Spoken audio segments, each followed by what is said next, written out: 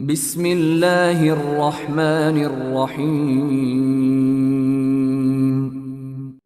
فإذا انسلخ الأشهر الحرم فاقتلوا المشركين حيث وجدتموهم وخذوهم واحصروهم واقعدوا لهم كل مرصد فإن تابوا وأقاموا الصلاة وآتوا الزكاة فخلوا سبيلهم ইন্নাল্লাহ গফুরুর রহিম।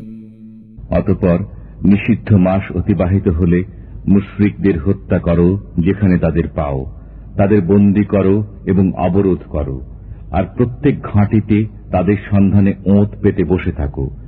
কিন্তু যদি তারা তওবা করে, নামাজ কায়েম করে, যাকাত আদায় করে, তবে তাদের পথ ছেড়ে দাও।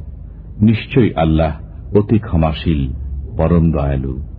وَإِنْ أَحَدٌ مِّنَ الْمُشْرِكِينَ اسْتَجَارَكَ فَأَجِرْهُ حَتَّى يَسْمَعَ كَلَامَ اللَّهِ ثُمَّ أَبْلِغْهُ مَأْمَنَهُ ذَلِكَ بِأَنَّهُمْ قَوْمٌ لَّا يَعْلَمُونَ।